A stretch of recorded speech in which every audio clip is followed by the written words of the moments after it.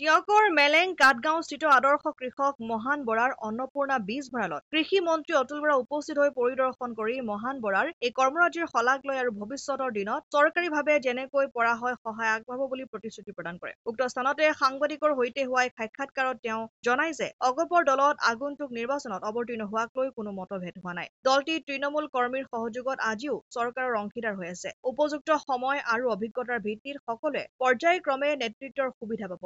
বিজেপিৰ সৈতে অগপৰ মিত্ৰতা অতি পুৰণি। 1985ৰ পৰা নিৰ্বাচনত বহুবাৰ উত্থান পতন হোৱাৰ পিছত 2016 চনত পুনৰ বিজেপিৰ লগত চৰকাৰ গঠন কৰি বৰ্তমানলৈকে চলাই নিছে। কেৱল ক্ষমতাৰ বাবে নহয়, মিত্ৰতাত থকাৰ বাবেহে অসম আন্দোলনৰ মূল দাবী অসম চুক্তি ৰূপায়ণ, সীমা সুৰক্ষা আদি কৰি কেইবাটাও সমস্যা সমাধানৰ বাবে কেন্দ্ৰৰ পৰা সঁহাৰি লাভ কৰিছে আৰু অসম তথা অসমীয়া ৰাইজৰ সুৰক্ষাৰ ক্ষেত্ৰত কাম কৰিবলৈ সুবিধা পাইছে, যিটো অগপই অকলে কৰাটো সম্ভৱ নহয়। সেয়ে ৰাইজ তথা ৰাইজৰ সৰ্বাংগীন উন্নয়ন তথা সুৰক্ষাৰ বাবে এই মিত্ৰতাৰ বিশেষ প্ৰয়োজন আছে। অৱশ্যে এই ক্ষেত্ৰত কোনো স্থানত যদিও দলীয় কৰ্মীসকলৰ মাজত কিছু বিবাদৰ সৃষ্টি হৈছে, আমাৰ দলৰ শীৰ্ষ নেতাই আজিৰে পৰাই ৰাজ্যৰ বিভিন্ন সমষ্টিৰ কৰ্মীৰ সৈতে পোনপটীয়াকৈ যোগাযোগৰ ব্যৱস্থা কৰা হৈছে। উল্লেখযোগ্য যে মাজুলী অগপই অকলেই নিৰ্বাচন খেলিব বুলি যি প্ৰচাৰ অব্যাহত আছে, সেই লৈ মন্ত্ৰীগৰাকীয়ে কয়, মাজুলীলৈ নিশ্চয় যাব লাগিব। প্ৰাৰ্থিত্ব কেন্দ্ৰিক যি মতানৈক্য হৈছে তাক আলোচনা মৰ্মে সমাধান কৰিব বুলি সদৰি কৰি সেৱাৰ মনোবৃত্তিৰে সকলোকে দলৰ হৈ কাম কৰি যাবলৈ আহ্বান জনায় মন্ত্ৰীগৰাকীয়ে।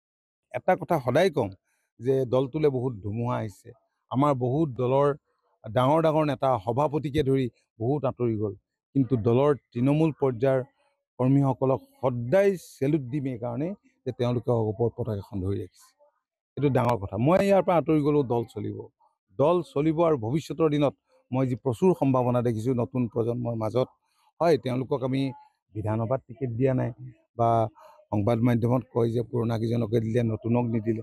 গতিকে লাহে লাহে তেওঁলোক অভিজ্ঞতা যেতিয়া তেওঁলোকে সঞ্চয় কৰিব, তেওঁলোক সক্ষম, গতিকে তেওঁলোকো দায়িত্ব এদিন ল'ব, ময়ো এদিন আঁতৰি যাম। গতিকে আনে যিহেতু ল'ব লাগিব। আমি আচলতে ভাৰতীয় জনতা পাৰ্টীৰ পুৰণা বন্ধু। অসম গণ পৰিষদ দল 96 চনত ক্ষমতাত অহাৰ পাছত সকলো ফালে ভাৰতীয় জনতা পাৰ্টীৰ লগত মিত্ৰতা হৈছিল আৰু তেতিয়াৰ পৰা বিভিন্ন নিৰ্বাচনত মিত্ৰতা হৈছে, কিছুমানত হোৱা নাই, তেনেকৈ চলি আহিছে, কিন্তু ব্ৰেক হৈ যোৱা নাই। এতিয়া কথা হ'ল যে এটা সময়ত এইটো সঁচা কথা, সকলো জনা কথা যে AGP বিগ ব্ৰাদাৰ আছিল। পিছৰ পৰ্যায়ত যি কাৰণেই নহওক কিয় সেইখিনি মই আজি আৰু বহলাব খোজা নাই, অগপ বিপৰ্যয়ৰ সন্মুখীন হ'ল। ধাৰাবাহিকভাৱে কেইবাটাও নিৰ্বাচনত বিপৰ্যয় হৈছে, এই কথাটো আপোনালোকে দেখিছে।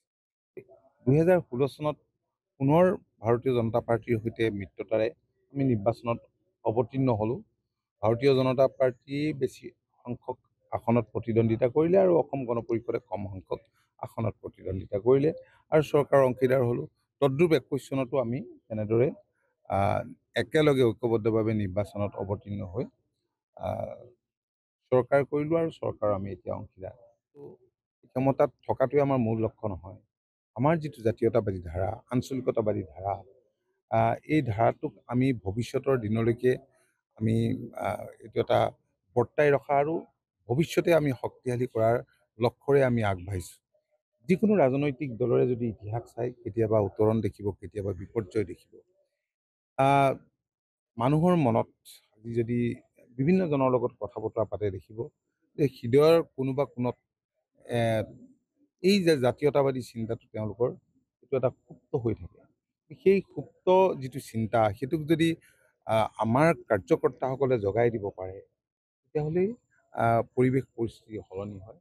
আৰু মই ভাবোঁ যে ৰাজ্যখনৰ সুৰক্ষিত ভৱিষ্যতৰ কাৰণে অসম গণ পৰিষদক ৰাইজৰ প্ৰয়োজন আছে আৰু অসম গণ পৰিষদক আমি অসমৰ মাটিত সদায় শক্তিশালী কৰি ৰাখিবলৈকে আমি চেষ্টা কৰিম। কিন্তু আমি সমান্তৰালভাৱে এটা কথাও বুজোঁ, আজি ভাৰতৰ আমাৰ দেশৰ যি গণতন্ত্ৰ আৰু দেশৰ যিটো সাংবিধানিক গাঁথনি, এই গাঁথনিটো এনেকুৱা ধৰণৰ যে বহু ৰাজ্যখনৰ স্বাৰ্থ জড়িত কাম কৰিবলৈ গ'লেই ভাৰত চৰকাৰৰ সহায়ৰ প্ৰয়োজন। আজি ধৰক দীঘলীয়া আন্দোলনটোৰ পিছত অসম চুক্তি হ'ল। অসম চুক্তিৰ ৰূপায়ণৰ কাৰণেই আজি ইউনিয়ন হোম মিনিষ্ট্ৰীৰ সহায় নহ'লে অসম গণ পৰিষদে একো কৰিব নোৱাৰে। আজি বহুতেই বহু ধৰণৰ আমাক সমালোচনা কৰে, ক্ৰিটিচাইজ কৰে যে আঞ্চলিকতাবাদক ইটো কৰিলে সিটো কৰিলে, কিন্তু মই ভাবোঁ যে যিবিলাক ৰাজনৈতিকভাৱে সচেতন, সঁচা অৰ্থত কথাখিনি পৰ্যবেক্ষণ কৰিছে আৰু পৰ্যবেক্ষণ কৰিব জানে, তেওঁলোকে বুজিব আজিৰ দিনটোত আমি আচলতে এনেধৰণে আগবাঢ়িলেই মই ভাবোঁ যে ৰাজ্যখনৰ স্বাৰ্থ সুৰক্ষিত হ'ব।